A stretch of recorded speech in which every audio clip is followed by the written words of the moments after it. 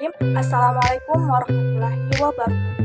Perkenalkan, nama saya Yayu Gayatri, nomor urut 15, Prodi Ekonomi Syariah 1 semester 6. Baiklah, di sini saya akan memaparkan materi mengenai mata kuliah kebijakan fiskal Islam, di mana di sini saya akan menjelaskan 4 materi, yaitu materi pertama, instrumen dan jenis-jenis kebijakan fiskal, yang kedua, kebijakan fiskal sebagai produk politik, yang ketiga, kebijakan ekonomi fiskal dan hubungannya dengan kebijakan moneter, dan yang keempat itu hubungan fiskal antar lembaga pemerintah. Nah, adapun penjelasan materi yang pertama yaitu instrumen dan jenis-jenis kebijakan fiskal. Apa sih yang dimaksud dengan kebijakan fiskal itu? Nah, dalam ekonomi konvensional, kebijakan fiskal diartikan sebagai langkah pemerintah untuk membuat perubahan-perubahan dalam sistem pajak atau pembelanjaan. Sedangkan dalam Islam, kebijakan fiskal adalah salah satu perangkat untuk mencapai tujuan syariah yang menurut Imam Al-Ghazali termasuk peningkatan kesejahteraan dengan tetap menjaga keimanan, kehidupan, intelektualitas, kekayaan, dan kependidikan.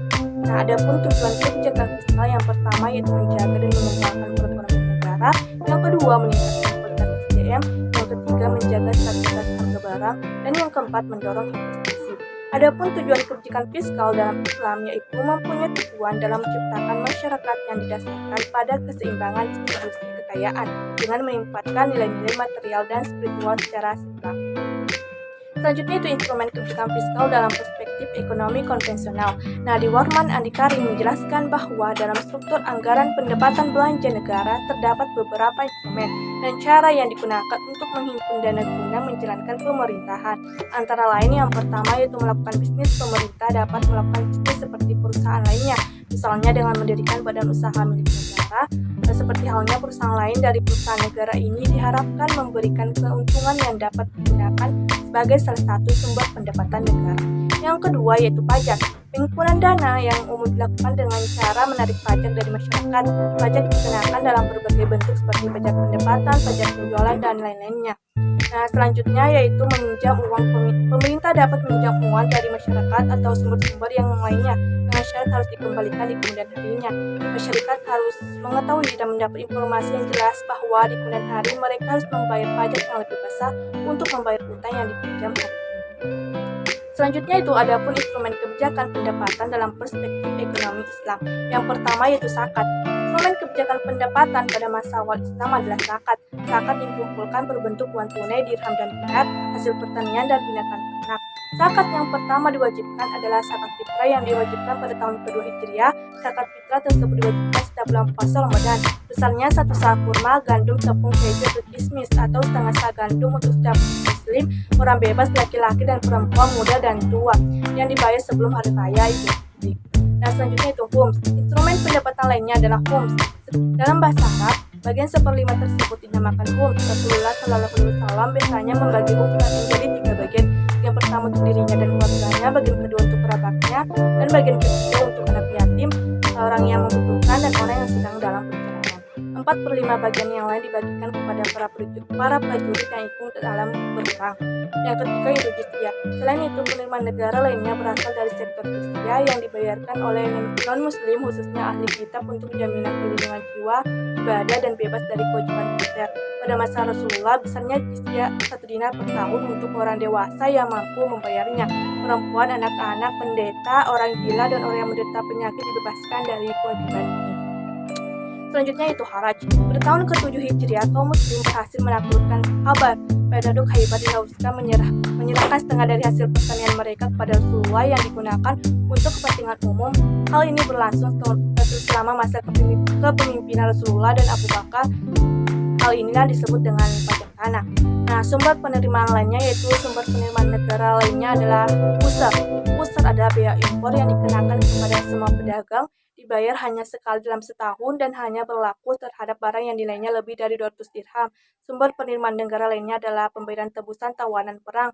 Misalnya pada waktu terjadi perang Badar, banyak tentara musyrik yang ditawan oleh orang muslim. Rasulullah menetapkan tebusannya rata 4.000 dirham. Nah, adapun instrumen pengeluaran negara dalam perspektif ekonomi Islam yaitu pengeluaran negara pada masa Rasulullah Shallallahu Alaihi Wasallam dapat dibagi menjadi 2 bagian, yaitu pengeluaran primer dan sekunder. Pengeluaran primer meliputi pengeluaran untuk biaya pertahanan seperti persenjataan, unta, kuda, dan perbekalan logistik. Selain itu, pengeluarannya yaitu digunakan untuk biaya operasional penyaluran zakat dan usaha kepada yang berhak menerimanya menurut ketentuan Al-Quran. Pengeluaran lainnya yaitu untuk membayar gaji para wali, guru, dan pejabat negara lainnya. Sedangkan pengeluaran sekunder digunakan untuk memberikan bantuan kepada orang-orang yang belajar agama di Madinah, hiburan untuk para delegasi keagamaan, hiburan untuk para utusan suku dan dari negara, serta biaya perjalanan mereka. Ya, pengeluaran sekunder lainnya itu untuk memberikan hadiah bagi pemerintah negara-negara lain, pembayaran tebusan bagi kaum muslim yang menjadi tawanan. Pada masa Abu Bakar, pengeluaran negara tidak mengalami perubahan berarti. Sedangkan pada masa Umar, bagian pengeluaran negara yang paling penting dari pendapatan keseluruhan adalah dana pensiunan, kemudian diikuti oleh dana pertahanan negara dan dana pembangunan. Nah, selanjutnya itu sumber-sumber penerimaan negara menurut Undang-Undang Republik Indonesia Nomor 17 Tahun 2003 tentang Keuangan Negara, Pendapatan Negara, dan hibah adalah semua penerimaan negara yang berasal dari penerimaan perpajakan, penerimaan negara bukan pajak, serta penerimaan hibah dari dalam negeri dan luar negeri. Nah, yang pertama itu penerimaan perpajakan. Penerimaan perpajakan adalah semua penerimaan yang terdiri dari pajak dalam negeri dan pajak perdagangan internasional. Pajak dalam negeri adalah semua penerimaan negara yang berasal dari pajak penghasilan, pajak pertambahan nilai barang dan jasa, pajak penjualan atas barang mewah, pajak bumi dan bangunan, bea cukai, perolehan hak atas tanah dan bangunan, dan pajak lainnya. Pajak perdagangan internasional adalah semua penerimaan negara yang berasal dari biaya masuk dan atau pungutan ekspor. Selanjutnya itu penerimaan negara bukan pajak. Penerimaan negara bukan pajak adalah semua penerimaan yang diterima oleh negara dalam bentuk penerimaan dari sumber daya alam, bagian pemerintah atas laba badan usaha milik negara, serta penerimaan negara bukan pajak lainnya. Nah, selanjutnya yang ketiga itu penerimaan hibah dari dalam negeri dan luar negeri.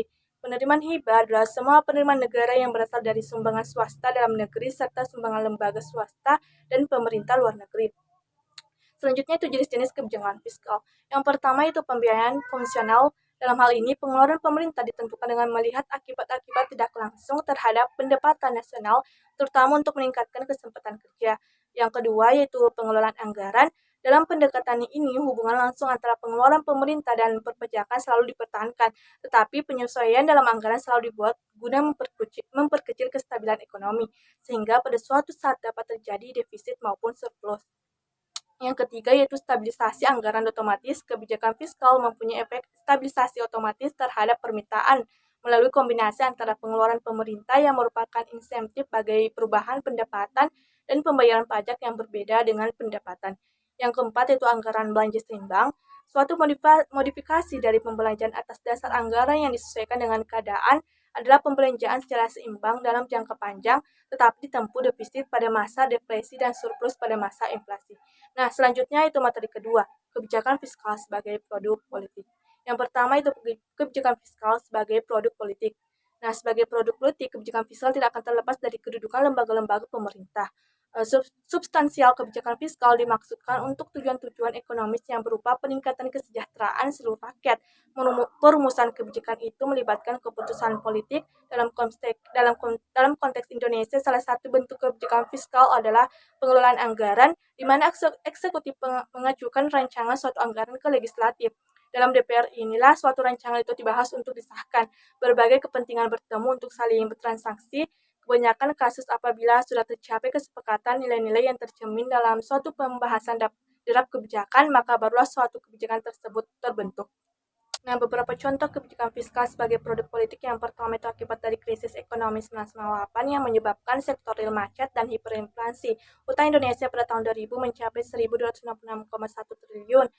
Utang tersebut hampir seluruhnya ditimbulkan karena utang dalam negeri dalam jumlah yang besar akibat dari upaya untuk menyelamatkan sektor perbankan yang kacau akibat krisis. Jumlah utang dalam negeri terakumulasi sebesar 643 triliun, timbulnya akibat tiga kebijakan pokok atau kebijakan fiskal yang diambil dari pihak pemerintah untuk menopang perbankan nasional selama krisis, diantaranya adalah kebijakan BLBI, kebijakan penjamin bank, dan kebijakan rekapitulasi. Nah, yang kedua itu krisis ekonomi di Asia. Krisis di Asia berawal pada bulan Mei 1997 ketika baht mata uang Thailand diserang habis-habisan oleh para spekulan pada bulan Juli. Ketika semua mata uang Thailand, Malaysia, dan Indonesia di mana tidak punya pilihan kecuali mengubah kebijakan tentang kursi yang terkelola. Menurut persetujuan reformasi struktural dengan IMF, pemerintah harus menutup 16 bank swasta yang kemudian justru malah mengakibatkan penerimaan dana besar-besaran di bank-bank lain. Yang ketiga itu pembelian BLT, bantuan langsung tunai. Banyak orang melihat BLT hanya bantuan kepada orang yang kurang mampu. Sebenarnya di balik itu ada tujuan khusus dari pemerintah. BLT diharap mampu meningkatkan pendapatan masyarakat. Dengan meningkatnya pendapatan masyarakat, daya beli masyarakat juga meningkat. Meningkatnya permintaan dari masyarakat, dengan demikian permintaan dari masyarakat juga meningkat. Meningkatnya permintaan dari masyarakat akan meningkatkan produksi yang pada akhirnya akan memperbaiki kondisi perekonomian Indonesia. Nah, adapun lembaga-lembaga yang melahirkan kebijakan fiskal adalah Presiden, Menteri, DPR, Bank Indonesia, dan BPK atau Badan Pemeriksa Keuangan. Nah, selanjutnya itu rekayasa politik terhadap ketergantungan daerah terhadap transfer fiskal pusat daerah. Anggaran transfer fiskal ke daerah merupakan salah satu instrumen fiskal penting dari politik desentralisasi fiskal guna mendanai urusan pemerintahan yang menjadi kewenangan daerah dalam pelaksanaan otonomi daerah. Implementasi kebijakan transfer fiskal ke daerah selain memperhatikan kebutuhan pendanaan urusan pemerintah, di daerah juga mempertimbangkan kemampuan negara serta tujuan yang hendak dicapai negara dalam setiap tahun anggaran program, proyek kegiatan yang ditetapkan sebagai prioritas pembangunan nasional. Selanjutnya itu materi ketiga, kebijakan ekonomi fiskal dan hubungannya dengan kebijakan moneter. Yang pertama yaitu secara umum, kebijakan fiskal adalah kebijakan yang berasal dari pemerintah yang memengaruhi perekonomian melalui perubahan pengeluaran dan penerimaan pemerintah. Nah, secara umum, kebijakan moneter adalah sebuah kebijakan yang dikeluarkan oleh Bank Sentral dalam bentuk pengaturan persediaan uang untuk mencapai tujuan tertentu. Nah, selanjutnya yang kedua yaitu pengaruh kebijakan fiskal terhadap perekonomian. Kebijakan fiskal akan memengaruhi perekonomian melalui penerimaan negara dan pengeluaran negara. Di samping itu, pengaruh dari selisih antara penerimaan dan pengeluaran, defisit atau surplus, perekonomian juga dipengaruhi oleh jenis sumber penerimaan negara dan bentuk kegiatan yang dibiayai pengeluaran negara. Yang ketiga yaitu pengaruh kebijakan moneter terhadap perekonomian. Pada dasarnya, kebijakan moneter ditujukan agar likuiditas dalam perekonomian berada dalam jumlah yang tepat, sehingga dapat melancarkan transaksi perdagangan tanpa menimbulkan tekanan inflasi.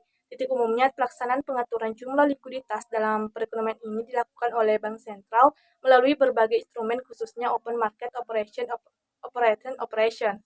Nah, yang keempat itu hubungan kebijakan fiskal dan kebijakan moneter.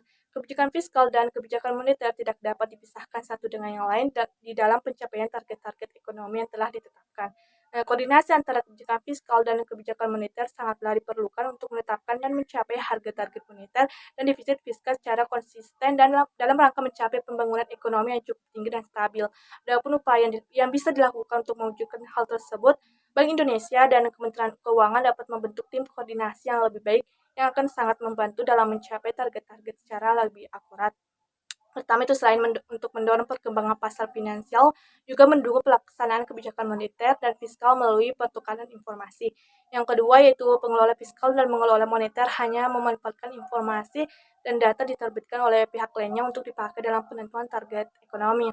Yang ketiga yaitu secara bertahap harus diusahakan agar instrumen utama Bank Sentral dalam pengendalian moneter diubah dari SBI menjadi obligasi pemerintah. Nah, adapun materi keempat yaitu hubungan fiskal antar lembaga pemerintah. Nah, yang pertama yaitu hubungan fiskal antar pemerintah pusat. Presiden selaku kepala pemerintahan memegang kekuasaan pengelolaan keuangan dengan negara sebagai bagian dari kekuasaan pemerintahan.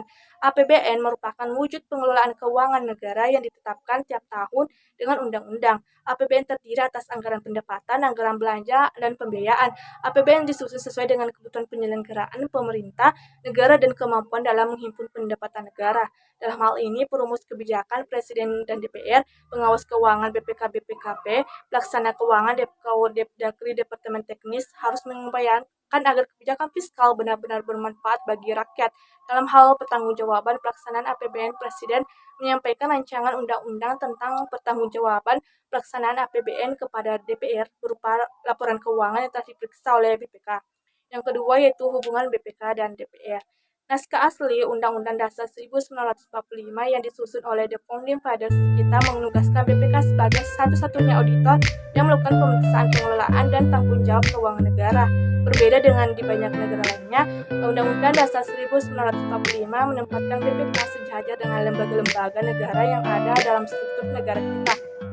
Selain tentang mempertahankan pemberian hal eksklusif, Pemeriksaan keuangan negara kepada BPK perubahan ketiga dari Undang-Undang 1945 justru telah memperkuat posisinya dengan memberikan kedudukan yang bebas dan mandiri kepada BPK, baik naskah asli maupun perubahan. Undang-Undang 1945 menjunjung tinggi transparansi, akuntabilitas, pengelolaan, dan pertanggungjawaban keuangan negara. Itu sebabnya mengapa diberikan kedudukan tinggi, kebebasan, dan kemandirian kepada BPK. Yang ketiga yaitu hubungan BPK dengan DPR dan DPD. Pemerintah BPK merupakan suatu lembaga negara yang memiliki tugas memeriksa keuangan negara secara bebas dan mandiri. Di dalam pelaksanaan tugas tersebut, BPK berhubungan dengan DPR dan DPD selaku lembaga perwakilan yang memiliki fungsi legislasi, budget, dan pengawasan, serta pemerintah selaku pelaksana keuangan negara. Hubungan tersebut mempengaruhi pelaksanaan tugas masing-masing lembaga negara.